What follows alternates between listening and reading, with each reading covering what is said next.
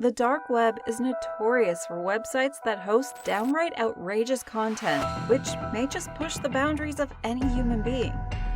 Users browse all sorts of wicked content behind the curtain of anonymity, and it has sprung up a few stories that made their way to the surface web, from the famous Silk Road to the experience of a user in their own words. Here are 5 dark web stories that'll give you chills. Silk Road. In October 2013, Ross Ulbricht was arrested by the FBI and charged with money laundering, conspiracy to commit computer hacking, and conspiracy to traffic narcotics. 2 years earlier, Ulbricht had launched the Silk Road, the first modern dark web market, known for selling drugs that are illegal in the US. Suddenly, users could order any illicit substance they wanted from dealers online and have it delivered, no questions asked, to their homes. What's more grim is that the stuff was delivered by the US Postal Service the very next day. Ulbricht's site operated as a hidden service, making it easier for its users to browse it anonymously and conduct all their transactions using untraceable cryptocurrencies. Within a few months, Ross had amassed a huge following under the pseudonym Dread Pirate Roberts, a reference to the Princess Bride movie, and a small fortune in Bitcoin, thanks to an article about the site, which appeared in the now defunct Gawker blog. When it opened, the Silk Road prohibited the sale of anything with the intent to harm or defraud, child assassinations, or weapons. Offshoots of the Silk Road were less prohibitive. Along with drugs, other dark web marketplaces have offered cyber arms weapons and counterfeit currency. One user even recalls seeing human body parts for sale on the website. Stolen personal data, which can lead to identity theft, is also a big commodity. Run a dark web scan, and you may be surprised to find your own personal data up for sale. The Silk Road was shut down in 2013. Spearheaded by the U.S. Senator Charles Schumer, the DEA and Department of Justice conducted a lengthy investigation that led to the Silk Road's eventual shutdown, along with the arrest of founder Ross Ulbricht. The FBI seized crypto wallets of Silk Road users and arrested Ulbricht, collecting millions of dollars worth of Bitcoin. The seizure of Bitcoin and arrest of Ulbricht were meant to send a clear message to all other cyber criminal enterprises. Long after the Silk Road marketplace was shut down, much of its proceeds were still purportedly missing. In 2020, Bitcoin blockchain referrers spotted 2 transactions made from a Bitcoin address associated with the Silk Road, worth approximately $1 billion at the time. It was later revealed that the US government made these transfers in a civil forfeiture action.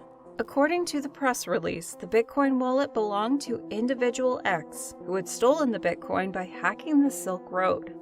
No love, deep web. Smartphone with location marker icon back in August of 2012, visitors on the dark web could find clues scattered on the network that led them through a fascinating alternate reality game.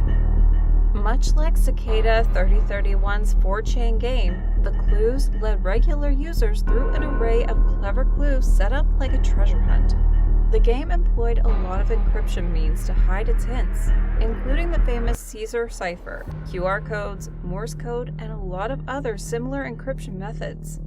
All of the clues were spread around dark websites, and one participant recounts the experience as quite thrilling. I was a part of the No Love Deep Web alternate reality game, where we had to do a deep net scavenger hunt, which culminated in me driving to New York to answer a payphone at 3 a.m. That was cool. So, what's going on? Well, it wasn't a secret government agency recruiting new members, and it wasn't a feat of a group of cybercriminals.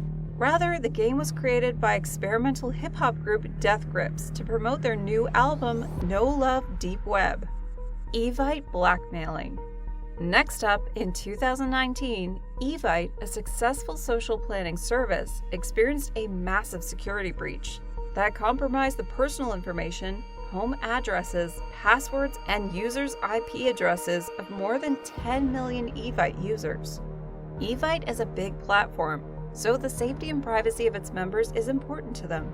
Endangering the privacy of said 10 million customers doesn't sound like something anyone would want, apart from those who want to exploit the security breach. As it turns out, the hacker that set the breach in motion, Gnostic Players, didn't release any information to the public. Rather, he contacted Evite and asked for $1,900 in Bitcoin. That's a relatively small amount, as data breaches of this size can cost companies millions of dollars in settlements. Evite didn't pay, and the hacker actually started selling people's information on the dark web for a short period of time in the summer of 2019. The market he was selling it to then got shut down. We haven't heard of any developments to this story ever since. Regardless of how this story ended, the stealing and selling of personal data on the dark web is always horrendous for all victims involved, as platforms like Genesis Market show. However, this will be the only data theft-related entry on our list, since we're getting into the more police show stuff now. The Hitman Scams. The dark web is notorious for featuring tons of hitmen for hire sites. Considering the dark web's image, a lot of people bought into the idea that they could actually have someone killed by paying large amounts of money in Bitcoin to someone on the dark web. There are a lot of stories going around Reddit about people getting rid of their problems with hitmen hired on the dark web. And if you access the dark web yourself, you can find a fake but posing as real hitman service with a little bit of research. There's even a Reddit story about a person who presumably hired a hitman on himself to have some fun. The story is captivating, we'll give him that. Nevertheless, to many it won't come as a surprise these hitman services generally and fortunately aren't very legitimate. And if you needed confirmation that everything about this seems a bit sketchy, the New York Times researched this interesting niche of the dark web and found that it was all a scam. The hitman services would take the money and then they'd ghost the buyers. This last story is going to be in the user's own words. I was a regular on the chat rooms in the dark web back when I was a sophomore in high school.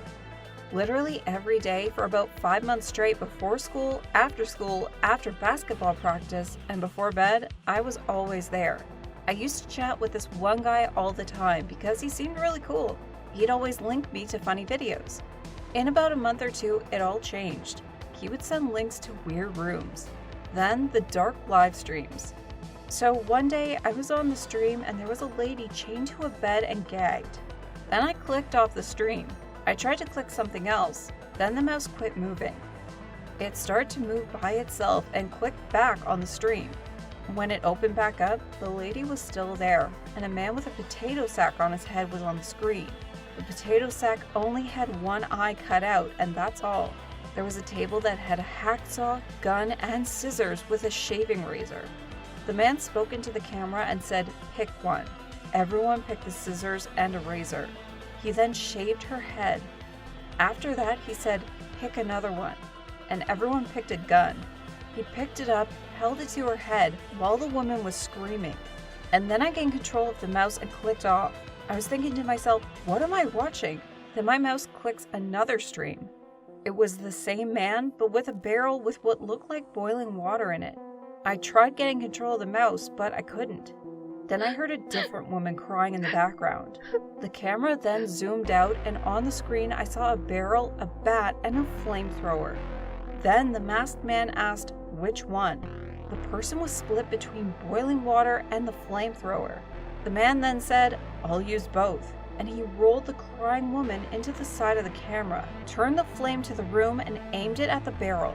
At this point, he had her chained to the wheelchair. The water in the tub was boiling out of control. She started kicking and screaming even more. The man called another guy in the room. They unchained her, picked her up, and threw her towards the barrel. The screen then went black, but I could clearly hear a woman screaming and splashing. For about 2 minutes, that's all I heard. Then it stopped. The screen came back, and it was focused on the barrel. The two men just stood there staring at the camera, breathing heavily, and that woman, I don't know how to explain it, but it was a terrible sight. Then the stream ended. I closed out of everything and sat there in silence for a while. Which one of these stories was the scariest? Let us know in the comments. And if you enjoyed the video, don't forget to like it and also subscribe to our channel for your regular dose of whodunits. Thanks for watching. See you in the next one.